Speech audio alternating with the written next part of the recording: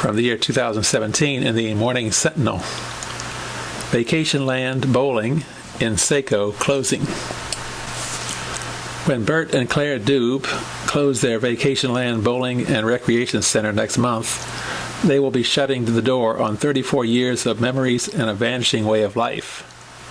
The business on U.S. Route 1 has been a second home for several generations of Saco area candlepin bowlers. Vacationland is where friendships began and spouses met, said Claire Doob. It was a very hard decision, she said.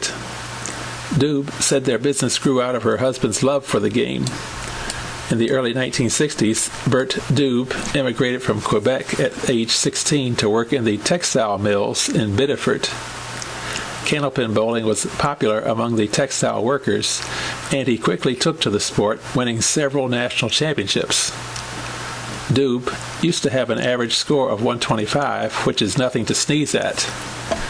Today he averages about 103 points, he said. Candlepin bowling, which is largely confined to the New England states and the Canadian Maritimes, uses smaller balls and pins than the predominant 10-pin game, and the smaller pins that they refer to as a narrower pin. The toppled pins are not cleared away between balls during a player's turn, unlike 10-pin bowling. When the young married Doobs heard that the owner of a 16-lane bowling alley in downtown Biddeford, called Pastime Bowling, was eager to sell, they scraped together a down payment. The business did well for them, and soon Bert Doob was able to quit his day job to run the bowling alley full-time. In 1983, they built Vacationland in Saco, starting out with 20 lanes and expanding to 32 lanes in 1991. The Doobs say they are especially proud of the new lanes designed for bowlers with disabilities that are heavily used by area groups. But running a bowling center is not easy, said the Doobs. She is 69 and he is 71.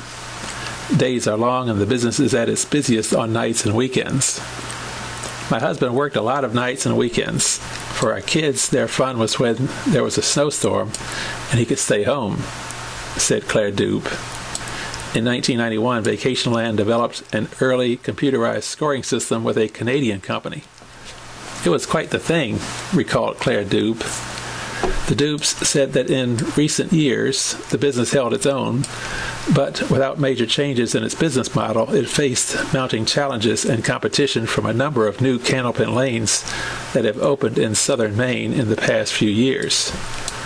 The new lanes emphasize food and alcohol. Claire Doob said she and her husband felt they were too old to change their more family-oriented facility. The information age has also changed the business. The internet and cell phones have made a gigantic difference in people's lives. People don't join organizations like they used to. The groups who came to bowl here were part of other organizations and churches, said Doob.